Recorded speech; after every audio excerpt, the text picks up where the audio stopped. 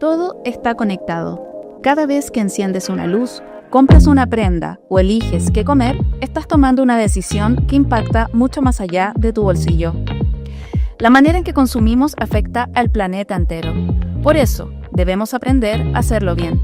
Pequeñas acciones pueden marcar la diferencia y están a nuestro alcance. Soy Marcela Godoy San Martín, especialista en consumo y producción sostenible, y les doy la bienvenida a Consume Inteligente, Elige Sostenible, un podcast del área de consumo sostenible y economía circular de Conadecus, la asociación de consumidores con mayor trayectoria de Chile. Sean muy bienvenidos y bienvenidas a un nuevo capítulo de Consumo Inteligente, Elige Sostenible. Antes de presentar a nuestro invitado, les quiero compartir la siguiente pregunta y reflexión. ¿Qué pasaría si les digo que a través de nuestras decisiones de consumo podríamos restaurar los sistemas ecológicos? Parece difícil. Sin embargo, es posible bajo la mirada de la cultura regenerativa. Como hemos visto en capítulos anteriores, la sostenibilidad propone formas de producción y consumo que no impacten negativamente a los ecosistemas, dando garantías de un desarrollo sostenible. Pues bien, la cultura regenerativa sube la apuesta y propone que los modelos económicos generen impactos positivos sobre los territorios, restaurando así ecosistemas dañados y sistemas sociales y económicos. Y si lo llevamos a la vida cotidiana, el consumo regenerativo es una forma de tomar decisiones en nuestro estilo de vida y tener hábitos que promuevan no solo la conservación, sino la restauración del medio ambiente y, por consecuencia, el bienestar de toda la vida que depende de ese entorno, incluyendo la humana. Para hablar sobre esto y muchas cosas más, tenemos el gusto de tener como invitado a Alejandro Chacón en este capítulo Consumo Regenerativo, cómo restaurar ecosistemas a través de nuestra vida cotidiana. Alejandro ha sido promotor por 20 años del ecodiseño y la economía circular en Chile y es director ejecutivo de ecodiseño.cl, una organización con impacto multisectorial en esta temática. Bienvenido, Alejandro. Muchas gracias, Marcela. Un gusto estar contigo. ¡Qué emoción! Así es. Alejandro, muchas veces hablamos de reducir nuestro impacto, pero el concepto de regeneración va mucho más allá. ¿Qué significa realmente la regeneración y por qué es importante avanzar desde un enfoque de sostenibilidad a uno regenerativo? Mira, es una evolución natural a la medida que vamos buscando mejores maneras de habitar el planeta, ¿no? Dejar de generar daño y generar aportes positivos. En ese sentido, tendríamos una dinámica de degradación que la cambiamos por una de sostenibilidad, que básicamente es que no se nos caiga la estructura completa, sostenible, sostenerlo, pero no es suficiente sostenerlo. Queremos algo que sea positivo, ¿no? Que sea fructífero, que sea bello, que sea amoroso, que sea cuidadoso. Y en ese sentido la regeneración apela al elemento de base de la vida. La vida es regenerativa por diseño. En todos los procesos vitales está siempre presente el ir hacia generar las condiciones para construir más vida. Desde lo más básico, ¿no? De la vida a nivel bacterial, microbio y también los animales más complejos. Todo lo tenemos. Entonces, lo regenerativo es construir esas capacidades que la vida ha tenido por 3.000 millones de años y más, pero de manera consciente, ¿no es cierto? Que es la característica nuestra de decir cómo podemos aportar conscientemente a recuperar las capacidades regenerativas de los ecosistemas. Perfecto, es decir, avanzar desde una mirada de sostenibilidad, como tú dices, de generar menor impacto social, ambiental, ¿no es cierto?, a una que genere impacto positivo. Exactamente. Y ese impacto positivo es en todos los niveles, ¿no? O sea, desde lo más básico, la vida microscópica que no vemos, hasta lo que está grande, como animales, peces, plantas, pájaros, todo lo demás que es estándar, la atmósfera, que también funciona como un ser vivo, ¿no? Toda la Tierra funciona como un ser vivo. Entonces, ¿cómo aportamos a que eso ocurra? De manera positiva, como dices tú. Para mí, más que decir positivo, es de manera consciente. Porque hemos ido tomando conciencia de a poco, desde que la ciencia va avanzando. O sea, no teníamos conciencia de esta operación regenerativa de la Tierra hace 50 años atrás, ¿no? O sea, Lynn Margulis y otros expertos, James Lovelock, en los años 80 empezaron a tomar conciencia y a construir una estructura teórica para poder comprenderlo. La comprensión de la complejidad, que son los modelos de análisis complejos de la vida, también es reciente, no tiene 50 años. Entonces, a medida que el conocimiento ha ido avanzando, nos damos cuenta que eso también repercute en la manera en que nosotros vivimos, y en este caso, hacia la regeneración. Exacto, y también tiene una mirada menos antropocéntrica, ¿no es cierto? Que el concepto de sostenibilidad, de hecho, desde la definición de la Comisión Brundtland, es pensar en las generaciones futuras y pensando mucho en la humanidad. Sí, las generaciones futuras humanas. Claro. Hoy día la mirada es mucho más amplia, ¿no? O sea, hoy día sabemos que no podemos vivir solos. Exacto. O sea, Parte de un sistema. somos parte de un sistema, somos el sistema, ¿no? O sea, no es que, yo siempre digo, no es que nosotros vayamos a la naturaleza cuando vamos de vacaciones, ¿no? Si nosotros somos la naturaleza. Exacto. Cuando nosotros inventamos el plástico, somos la naturaleza inventando el plástico. Entonces, es tomar conciencia de eso e integrarnos, pero integrarnos de manera positiva, tal como hablábamos recién. Maravilloso. Alejandro, y te quería pedir un primer consejo. Pensando o llevando esto al consumo, ¿no es cierto?, al estilo de vida de las personas, pensando en alguien que quiere comenzar a regenerar desde lo que consume, desde lo que hace en su vida cotidiana, ¿cuál sería el primer paso que tú recomendarías? Mira, yo diría que lo más simple cuando hablamos de regenerativo es poner la vida en el centro. Sé que suena teórico o abstracto, pero en realidad la vida nos rodea. Estamos hablando de las personas, de nuestra familia, estamos hablando de las plantas que están alrededor, de los pájaros, de los animales que nos acompañan. ¿En qué medida lo que estoy haciendo afecta positivo o negativamente a la vida? Por ejemplo, yo uso un detergente que cuando el agua se vaya, y esa agua vaya a un río y esté en contacto con un pez o con una alga, ¿esa alga va a vivir mejor o peor? ¿Te estoy aportando la vida o estoy destruyendo la vida? Y eso nos pasa en todo lo que consumimos. Tiene que ver con productos, con cosas que desechamos, ¿no? O sea, residuos. ¿En qué medida yo puedo tomar residuos orgánicos, por ejemplo, que es como lo más básico porque es lo que está más relacionado con la tierra? Yo lo transformo en algo que genere vida o en algo que destruye la vida. Y puede sonar como una pregunta lejana, pero es totalmente doméstico, ¿no? Tiene que ver con lo que yo hago todos los días y obviamente con elecciones de consumo. Porque si yo consumo un producto que podría producirlo en el patio de mi casa, pero lo traigo desde el otro lado del planeta, ese transporte está generando una enorme cantidad de impactos ambientales que eventualmente yo podría no solamente reducirlo, sino que generar condiciones de vida en el lugar en que yo estoy. A lo mejor no tengo un patio grande, pero puedo reunirme con vecinos, ¿no es cierto? Entonces, lo principal es poner la vida en el centro. Se podría decir entonces, también pensando ya así en una aspiración desde el punto de vista de la regeneración, pensando en una casa muy 2050, que todo lo que generemos en la casa, que tú lo acabas de decir, que si yo pudiera generar mi propio alimento, por ejemplo, con un huerto, después a quedar dentro de la casa si yo composto los residuos de esos alimentos que consumí, o eventualmente volverte pensando en un sistema, una infraestructura, no sé, por ejemplo, municipal, que me vaya a buscar lo orgánico a la casa y después me entregue el compost. O sea, yo diría, y me encantó lo que dijiste del 2050, porque eso pasa hoy día. Exacto. No hay que ir al 2050. Yo vivo en Macul, en la comuna de Macul, en la región metropolitana, y estamos armando un proyecto para trabajar con los vecinos, para tomar residuos orgánicos y residuos líquidos, o sea, agua de la lavadora, agua de lo que se llaman aguas grises, ¿no? Que son aguas limpias. Sí. Porque, ¿qué hacemos hoy día? Tomamos esa agua y la mando a 30 kilómetros de distancia para que hagan un tratamiento. Todo el costo de ese sistema es altísimo. Cuando el agua yo lo puedo usar afuera de mi casa. En Macul existen mucho las platabandas, que la platabanda es ese pedazo de tierra que está entre la vereda y la calle. Esa platabanda es usada como estacionamiento, o sea, hoy día de una tierra seca, pelada, compactada, que no es capaz de absorber carbono ni absorber agua. Entonces el proyecto es transformarla en un vergel. Queremos hacer eso.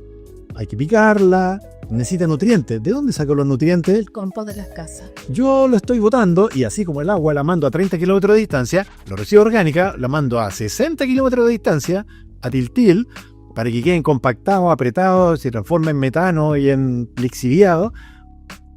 Costos, impactos ambientales al suelo, a la tierra, al agua, cuando yo lo podría transformar en algo valioso en mi casa, afuera de mi casa. Ahora, ¿cómo hago eso? Aquí lo estamos haciendo con la Junta de Vecinos. Entonces estamos armando un proyecto para la Junta de Vecinos. Entonces se puede hacer, no hay que ir al 2050. Es simplemente tener conciencia y decir, ¿tiene sentido lo que estoy haciendo ahora, contaminando el agua, el aire, la tierra y pagando plata? Enormes cantidades de plata para eso. Claro. O sea, en Ancud están mandando su residuo orgánico a Los Ángeles. Exacto. Que está, 400 kilómetros. Es que es absurdo. Es absurdo en todos los sentidos. No está la vida al centro. No está la vida al centro. Y volvemos al concepto de la vida al centro. Sí, yo te decía también por el 2050, pensando en más sistemas que puedan estar incorporados dentro de una casa. Pero claro, como tú bien dices, compostar los residuos orgánicos, como de mi caso también fue la primera acción que yo hice así concreta de poder reducir, por ejemplo, mis residuos y convertirlos en un nutriente, ¿no es cierto? Que dé vida. Entonces eso ya serían acciones de consumo regenerativo. Exacto. Exactamente. Y lo podemos hacer todo. Es súper simple, ¿no? Y hay hartas municipalidades hoy día regalando composteros. O sea, sí, hay a nivel de gobierno también hay acciones que están apuntando en eso. Ahora, estamos recién partiendo porque estamos empezando a tomar conciencia y lo interesante es que juega todo el rato a favor de nosotros. Porque si yo soy capaz de producir alimentos afuera de mi casa, con mis vecinos, lo que estoy haciendo además es generar comunidad, generar confianza, generar seguridad. Seguridad en los alimentos que estoy tomando, ¿no? O sea, sé de dónde viene ese alimento. No solo reduce los impactos ambientales porque no anduvo en un terreno muy largo. Y hay ejemplos en nuestro planeta operando en pueblos enteros que operan así, ¿no? En Inglaterra hay algunos lugares en que ya están así, hace más de 15 años operando, donde ellos producen más de la mitad de los alimentos que consumen los producen afuera. Y lo cuidan entre todos los vecinos. Y generan comunidad, ocupan el agua. O sea, no hay... hoy día está absolutamente a nuestra disposición. Alejandro, y bueno, desde la mirada del consumo, ¿no es cierto? La regeneración no depende solo de las elecciones individuales, ¿no es cierto? De cada uno de nosotros y nosotras. Y en este contexto, ¿qué rol debería tener el Estado a través de las políticas públicas para que el consumo regenerativo sea una opción real y accesible? Buenísima pregunta. Mira, el Estado está empezando a entrar en esto, ¿no? Desde una mirada desde los residuos, porque es lo primero que nos salta a la vista, ¿no? Es como lo que más nos molesta, así como está la ley REP y nos ayuda a avanzar. Acá estamos trabajando desde la ENRO, la Estrategia Nacional de Residuos Orgánicos, que levantó el Ministerio de Medio Ambiente el año 2020-2021, y ahora se está trabajando a nivel del Congreso con una ley de residuos orgánicos. La ENRO son indicaciones, en cambio la ley ya va a tener un cuerpo legal con cosas que hay que ir cumpliendo. Así que desde el Estado vemos esos cambios, ¿no es cierto?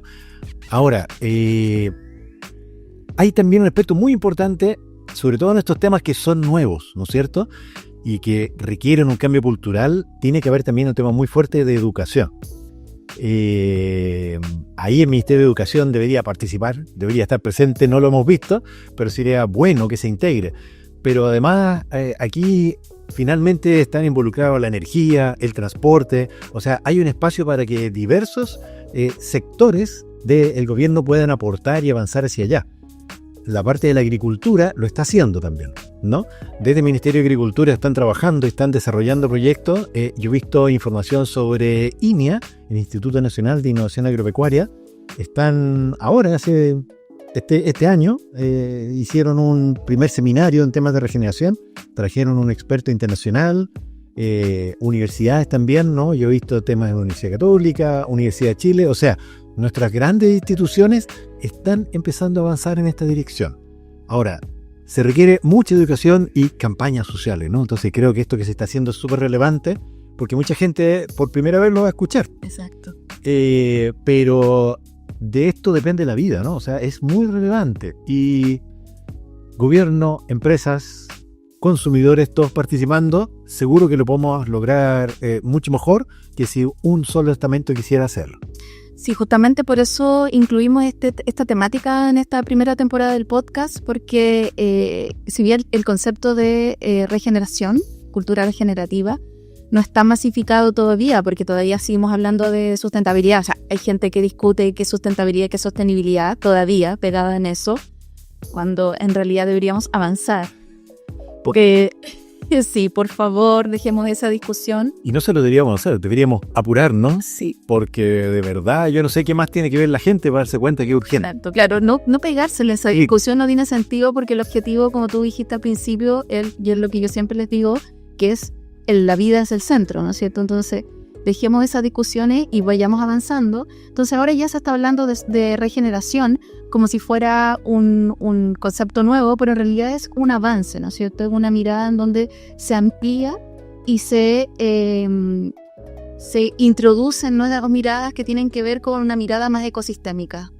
Claro. O sea, lo único nuevo somos nosotros hablando de eso. Claro. Que todo el resto alrededor de nosotros, toda la biología, toda la geografía, todo habla de eso. 3.8 billones de años lo demuestran. Claro, y somos nosotros los que no lo entendíamos, porque como somos medio nuevos en este baile, entonces no entendemos la música de la fiesta, entonces como que andamos poniendo dificultades para que esas capacidades regenerativas se expresen. Entonces lo que estamos haciendo es nosotros ajustándonos a esa danza regenerativa que es así, es lo que miremos. O sea, es que lo que tú mires está. Nosotros tenemos que aprender a bailar ese baile también. Y la gracia es que, como somos seres conscientes, si bien podemos generar muchas dificultades, al revés, cuando nos damos cuenta y queremos cambiar, podemos cambiar también con mucha potencia. Entonces somos actores del cambio que, si estamos en el sentido hacia la vida, podemos ser un tremendo aporte. Ojalá te escuchen los líderes mundiales. Tenemos un espíritu positivo. Así va a ser. Sí, así es, ¿no es cierto? Yo también soy de tu equipo. Y desde tu mirada como experto en ecodiseño, ¿qué principios deberían guiar el diseño de productos y servicios para que sean regenerativos desde su origen? Ya. Esa pregunta es un poco más técnica, ¿no? Requiere una respuesta un poquito más complicada. Lo primero es salir desde la mirada simplista que hoy día tenemos, en que dice, hoy tenemos un problema, quiero ser sostenible, voy a cambiar la materia prima. Así como voy a cambiar plástico por papel. No, es que no funciona así. La vida es por definición compleja, ¿no? Requiere un análisis complejo, abordar el problema de manera compleja. Entonces, lo primero es integrar ciertos elementos de base que aportan a esa comprensión compleja. Por ejemplo, el enfoque de ciclo de vida. Que nos demos cuenta que en realidad no es un producto, sino que es un sistema. Es un sistema producto que en realidad no es un vaso o una chaqueta o un micrófono, sino que en realidad es una danza, es un flujo de materiales primas, energía, agua, transporte, que se mueven por todo el planeta. Hoy día es un micrófono, pero ayer era un pedazo de tierra y pasado mañana va a ser algo. Entonces, eso requiere una comprensión sistémica. Claro, un gerente se puede asustar cuando dice, chuta, o sea que voy a tener que... Es que en realidad si no lo hacemos, estamos todo el rato chocando contra el sistema. Entonces es integrarnos a un sistema, a algo que ya ocurre. La vida está operando, ¿no? O sea, en el universo, disculpa la respuesta, me voy a ir un poquito más lejos, cuando se forma un sistema planetario como nuestro sistema solar, no existen concentraciones de cobre, ni concentraciones de fierro, ni concentraciones de nada, está todo disperso.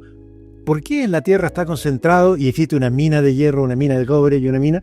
Porque la vida que ocurrió sobre el planeta una vez formado empieza a producir esas concentraciones. Es parte de la vida. O sea, tenemos que entender que tenemos que entrar en esa dinámica y tener un enfoque complejo, que básicamente significa agregar la diversidad, ¿no? En un ecosistema. ¿Qué sentido tiene la complejidad? Aportar capacidad de innovación. Una mirada simple, única, hace que haya una sola respuesta. Hay un problema diferente y se va todo en paila. Necesitamos múltiples capacidades de respuesta, porque eso pasa permanentemente, ¿no? O sea, los dinosaurios se enteraron de golpe y hoy día no hay. Y después de 150 millones de años reinando, desaparecieron de un año a otro porque no tenían la capacidad de responder a una emergencia como la que ocurrió, ¿no es cierto? Bueno, eso pasa habitualmente. Viene una sequía o hace mucho frío. Bueno, ¿qué hacemos? Esa capacidad de respuesta, esa capacidad de innovación viene de la diversidad. La diversidad es una de las manifestaciones de la complejidad. Y nosotros queremos resolver las cosas de manera lineal. Y no se supone que somos los conscientes, los inteligentes. O sea, cualquier babosa lo hace mucho mejor que nosotros. Entonces tenemos que integrarlo. Y darnos cuenta que en realidad es mucho mejor negocio cuando lo hago. Es mucho más rentable hacerlo verde, por usar una palabra simple, que hacerlo sucio. Exacto. Es mucho mejor. Entonces es Lo primero es integrar elementos como el enfoque de ciclo de vida. Medir lo que estoy haciendo, medir los impactos ambientales. O sea, vendemos productos sin tener la menor comprensión de lo que estamos haciendo con respecto a todo el ecosistema, midiéndolo. Y si no lo mido, tampoco lo puedo gestionar. Entonces hay elementos que son de base. Eso a nivel de productor, ¿no es cierto? A nivel de consumidor, bueno, hoy día ya hay bastante información a nivel de etiquetas, ¿no es cierto? Y en redes sociales en que yo puedo informarme. Por ejemplo, lo que hace el detergente que yo uso.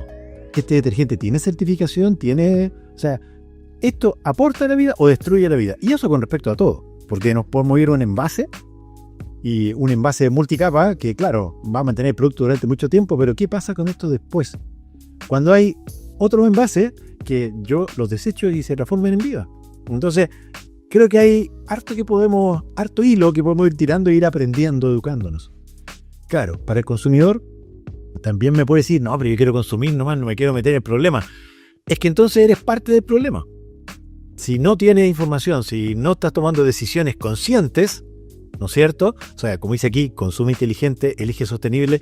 Todo el rato tiene que ver con la conciencia. Exacto. Con tener conocimiento, tener información y elegir en una dirección. Todas las direcciones que yo tomo van en una dirección. Si no me quiero enterar, pero estoy generando una dirección. Sí, ahí tocaste un punto importante de la información, ¿no es cierto? Que tiene diferentes factores, diferentes elementos. Por un lado, yo como consumidora es mi responsabilidad querer acceder a más información, pero también hay otro elemento importante que es la disponibilidad de información que hay de parte de las empresas, como tú bien dices, de los productos y todo, y eso para eso existen ecoetiquetas, ¿no es cierto?, donde yo puedo aprender a leerla, es decir, puede haber una alfabetización en torno a las ecoetiquetas, ¿no es cierto?, para que yo aprenda a leerla. Y por otro lado está esta responsabilidad del Estado de regular que las empresas efectivamente lo hagan, ¿no es cierto? Y ahí es cuando funciona como un sistema. Pensando de una manera preventiva, ¿no es cierto?, que es el principio del ecodiseño, ¿sí? De prevenir los impactos y de generar propuestas innovadoras que tienen esta visión sistémica. Exactamente. Alejandro, bueno, y siguiendo con lo que estabas comentando recién, como consejo, como un segundo consejo, en este mercado, en un mercado donde ahora vemos que las multinacionales o las grandes empresas están empezando a hablar de que están haciendo prácticas regenerativas en su cadena de valor, ¿en qué deberíamos fijarnos nosotros como consumidores y consumidoras para poder identificar que realmente lo son y poder identificar nosotros cuando lo son y si no son solamente campañas de marketing? Sí. Mira, una buena pregunta, porque como es un tema nuevo, existen certificaciones, varias certificaciones a nivel mundial. Yo no las he visto presentes todavía en nuestro mercado, que ninguna de las empresas locales lo esté integrando, que esté diciendo, yo lo estoy haciendo y aquí está mi sello. Pero también hay certificaciones como, por ejemplo, el afectar a la calidad del agua, ¿no? Un producto que se ocupa para lavar ropa, por ejemplo, o para lavar loza. ¿Qué pasa cuando eso se va? Esas certificaciones ya sí existen en Chile, o sea, por ahí yo sí puedo tener diferencia y existe, ¿no? O sea, yo compro un detergente particular porque tiene esa certificación que le hace... ¿Es biodegradable o no? No solo es, claro, es biodegradable y que no genera ninguna interacción a nivel de cargas eléctricas, ¿no es cierto? Como iones y ese tipo de productos que están presentes hacia la vida. Eso yo ya lo puedo encontrar. Esa certificación se puede desarrollar en Chile. Entonces, en ese sentido, yo diría que lo primero es pedir el sello de la blancura, que en este caso es a partir de institutos y centros de investigación que pueden otorgar esas certificaciones. Eso ya está disponible. Yo puedo avanzar ahí. Y hacia las personas, ¿no?, como consumidores, yo diría que también es muy importante el sentido común, ¿no es cierto? Porque aquí a veces no es que no queramos educarnos, ni siquiera queremos usar el sentido común. Y antiguamente, tomando lo mismo que tú dijiste, las abuelitas decían, es mejor prevenir que curar. Y eso un poco se nos olvida, ¿no? Se nos olvida y decimos, no, pues si alguien se va a encargar. Si yo lo puedo hacer, es mucho más eficiente, más barato y me aseguro que va a quedar bien hecho y no pedir que lo haga la municipalidad o un sistema de gestión, ¿no es cierto? Entonces, en ese sentido, ¿cuáles son las acciones que yo puedo hacer? Porque hay un factor muy importante que no solamente se regenera el territorio, se regenera la comunidad. Entonces, en ese sentido, se produce una regeneración social cuando yo empiezo a hacer trabajo con mis vecinos. Entonces, estamos todos quejándonos de la inseguridad, pero no sé cómo se llama el vecino del lado. Ni trabajo con él, ni hago nada con él o con ella, ¿no es cierto? Ahí estamos todos los actores y actrices, cada uno encerrado en su casa. Entonces, también hay una oportunidad muy bonita de ir regenerando la comunidad con toda la seguridad que eso me brinda. En la medida en que yo conozco a mis vecinos, confío en mis vecinos, me blindo con respecto a los que llega de afuera, ¿no es cierto? Entonces, yo creo que también hay harto que hacer ahí a nivel de persona, ¿no? Vecino, vecina. Me encanta. Alejandro, y por ejemplo, en la industria alimentaria, grandes multinacionales que ya sabemos que están haciendo acciones, por ejemplo, en la etapa, pensando en el ciclo de vida de un producto, en la etapa de extracción, ¿no es cierto? En los cultivos. Sí. Entonces, algunas tienen certificaciones de comercio justo, ¿no es cierto?, que implica también la producción, pero también los cultivos. Entonces, vemos que están haciendo acciones de agroecológicos en algunos casos, y eso también se puede certificar y se puede verificar que yo, por ejemplo, pueda comprar un café de una multinacional, no estoy hablando de marcas como locales, que permitan que yo pueda definir eso, decir, ya, yo me compro este café de esta marca gigante que sí sé que están generando vida al cultivar el café. Sí, eso se está haciendo. Todavía es reciente en Chile. Hace muy poquito vi un video de televisión alemana en que hablaban de un café hecho en Costa Rica de manera completamente orgánica, regenerativa, ¿no es cierto? En que ellos fueron cambiando cada uno de los insumos que tenían en un proceso a lo largo de 10 años, no es de un día para otro, pero fueron ajustando. Pero lo interesante es que fueron bajando muy fuertemente costos por no tener que comprar abonos químicos y pesticidas, etcétera, y al mismo tiempo aumenta la producción, ¿no? Y hablaban de un 300% de aumento de la producción de café dentro de su espacio. Entonces, una de las características de lo regenerativo es la diversidad, ¿no? Recién lo nombrábamos, donde no pones solo plantas de café, sino que se dan cuenta que la planta de café funciona mejor si está debajo de otra cosa, entonces empiezan a poner plátanos y yo, estamos hablando de café, entonces estamos hablando del trópico, pero eso pasa también acá, ¿no? En Chile también hay bastante experiencia empezando, ¿no? Pero se está haciendo, donde básicamente lo que tú haces en un cultivo regenerativo es que no tiene un monocultivo, ¿no? No nos vamos a meter en las patas a los caballos porque son palabras sensibles. Se hacen asociaciones. Se hacen muchas asociaciones con marcas, pero el tema del monocultivo efectivamente va en contra de lo regenerativo desde el punto de vista de la diversidad, ¿no es cierto? O sea, puedo hacer un monocultivo orgánico, pero sigue siendo monocultivo, o sea, ¿dónde está la diversidad? Entonces, todo un paño, ¿no?, de varias hectáreas que tiene una sola plantación, un solo cuerpo, ¿no? En este caso, una cebada o lo que sea que yo ponga, alguna planta productiva. Soya. Cualquiera, ¿no es cierto? Lechuga, tomate, pero es única. Entonces, no tiene una comunidad que la defienda. En la vida, en los bosques, trabajan de manera comunitaria. De hecho, los árboles dentro del bosque crecen muy lentamente. En el bosque chileno, ¿no?, que son árboles de 600 años o más, ese árbol se demora 100 años en subir un par de metros, porque está a la sombra, está dentro del dosel del bosque y crece muy, muy lentamente. Entonces uno podría decir, es mejor el árbol que está en la plaza, que está solo y que le llega todo el sol y tiene riego todos los días. En realidad, ese árbol en la plaza es como un niño solo. Está solo, claro. No tiene compañeros, no tiene nadie que lo cuide, que lo protege, y al mismo tiempo crece tan rápido que es frágil. Y por eso vemos que esos árboles de plaza que crecieron solos muchas veces se rompen con el viento. En cambio, ese árbol que está en medio del bosque fue fortaleciéndose, y en algún momento cayó un gran árbol y bajó un chorro de luz y de aire, y entonces se pusieron a crecer los árboles hasta que el más rápido creció y volvió a tapar. En realidad lo que tapa en ese hoyo es mantener la temperatura y humedad que hay dentro del bosque. Por eso uno entra y se siente que está fresco, está rico, porque los árboles mantienen esa temperatura, pero lo hacen entre todos y al mismo tiempo entregan nutrientes, al mismo tiempo le entregan nutrientes al suelo, al mismo tiempo comparten nutrientes a través de la red de micorrizas. Entonces la diversidad es súper importante también en este espacio. Entonces, otro punto importante que tú tocaste tiene que ver con esa certificación, o sea, ¿qué es lo que está haciendo esa empresa? ¿Cómo se está certificando? Tiene que ver también con ir rompiendo estos espacios de monocultivo.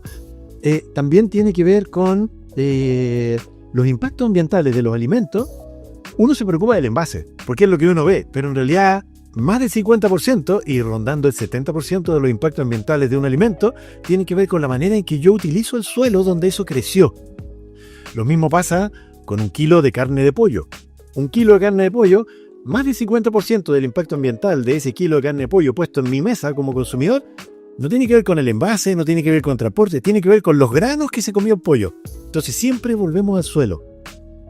Existe hoy día un enorme problema de pérdida de fertilidad de suelos, porque como los tratamos muy mal, les echamos productos químicos que matan la vida, en vez de entregarles vida, le estamos poniendo dificultades para que esa vida exista. Entonces, efectivamente, ahí hay un manejo de suelo que es vital. Hoy día en Chile tenemos un problema de pérdida de fertilidad de suelo salvaje en todos lados. Tan grande que en algún momento deja de ser negocio para los grandes tenedores de tierra, porque le tienen que poner tantos productos químicos, y la solución no es ponerle más productos químicos porque cada vez más caro, no, la solución es regenerarlo, generar un modelo de uso de suelo regenerativo, y eso está disponible, existe experiencia en todo el planeta. Ahora, eso después una gran empresa lo puede llevar a sus productos, pero también un pequeño productor. Exacto, me encanta. Sí, cuando te decía las asociaciones, como el concepto, lo base del huerto, que tú cuando tienes un huerto a cualquier escala tienes que asociar distintas especies. Exacto. Para que se vayan potenciando. Así es, así funcionan en conjunto, funcionan mejor. Sí, colaboren entre ellas. Colaboran y te defienden de las plagas. Exacto. Además. Se defiende.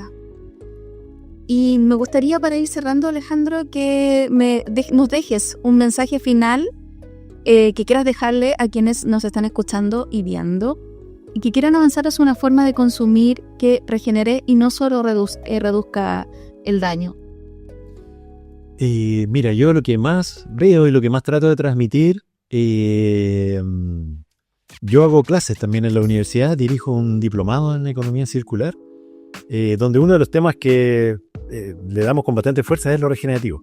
Y una cosa que a mí me llama mucho la atención es la desazón, ¿no? La pena, la tristeza y la pérdida de esperanza, sobre todo la juventud, ¿no? Ecoansiedad. Se habla de ecoansiedad a niveles de 70% en la población menor de 35 años, y donde lo que sienten es que en realidad no hay ninguna salida, ninguna posibilidad.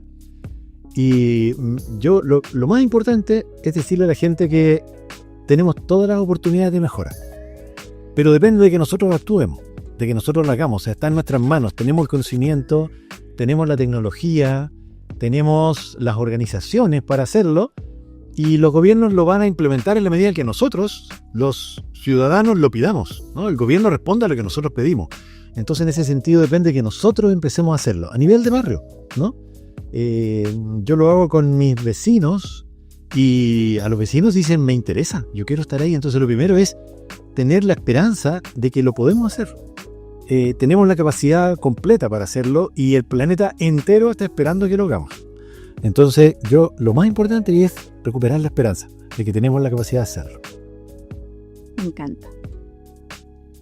Entonces, para cerrar, Alejandra, como a modo de conclusión de lo que conversamos, podemos decir que la manera en que nosotros como consumidores y consumidoras podemos restaurar ecosistemas a través de nuestro consumo, nuestros hábitos de consumo, nuestro estilo de vida, es primero, lo más importante, poner la vida en el centro. Así es. No quedarnos con las declaraciones, es decir, buscar certificaciones de que efectivamente las empresas o las marcas, los productos que estamos consumiendo estén haciendo acciones desde el punto de vista de la regeneración. Y con esto no estamos hablando solamente de prácticas de procesos productivos, sino que también prácticas del ámbito laboral, ¿no es cierto?, social, cuando trabajan con comunidades, por ejemplo. Sí. Y tercero, actuar con la comunidad, que eso también salió bastante en la conversación, porque la regeneración no es solamente de los territorios, ¿no es cierto?, desde el punto de vista de los ecosistemas como naturales, sino que también es social. Exactamente. Trabajar con la comunidad. Y otros puntos importantes, utilizar productos biodegradables, compostar nuestros residuos, que son acciones muy concretas y muy sencillas que podemos hacer. Y aquí voy a sumar una yo, que es la que siempre le digo a la gente que me pregunta, tener en cuenta que si un producto es saludable para mí, también lo es para el planeta. Sí. O sea, esa es una buena premisa. Si hay un producto que para aplicar si para que crezca le tengo que aplicar un producto donde una persona se tiene que poner una máscara entera y respirar, ¿por qué ese producto va a ser bueno para que yo me lo coma? Es mucho mejor que sea un producto natural, donde en realidad lo que recibía es sol y agua y fertilizantes orgánicos. Nutrientes. Y todos nosotros tenemos eso en nuestras manos, es solo que lo estamos botando a la basura. Muchas gracias, Alejandro. Gracias a ti. Muy bien, Alejandro, y en agradecimiento por haber estado con nosotros, tenemos un regalito para ti. Bueno. De nuestro podcast. Qué maravilloso. Pero lo uses. Hasta me voy con regalo, maravilloso. Muchas gracias. Tiene otra cosita dentro. Vamos a ver. Oh, qué bonito, muchas gracias. Si la libreta nunca es tan de más, para ella hacerle anotaciones, nosotros que anotamos todavía a mano muchas cosas. Bellísimo, muchas gracias. Gracias a ti. Me voy feliz. Muchas gracias, Alejandro. Nuestro invitado a este capítulo de cierre sobre consumo regenerativo de nuestra primera temporada de Consumo Inteligente, Elige Sostenible, un podcast de Conadecus. Les invitamos a seguirnos en nuestras redes sociales y a compartir este episodio que estará disponible en nuestros canales de YouTube, Spotify y en El Mostrador. Y por supuesto, en conadecus.cl. Este podcast es un proyecto del Área de Consumo Sostenible y Economía Circular de Conadecus, financiado por el Fondo Concursable para Asociaciones de Consumidores. Consume inteligente, elige sostenible. Un podcast del Área de Consumo Sostenible y Economía Circular de Conadecus, la asociación de consumidores con mayor trayectoria de Chile.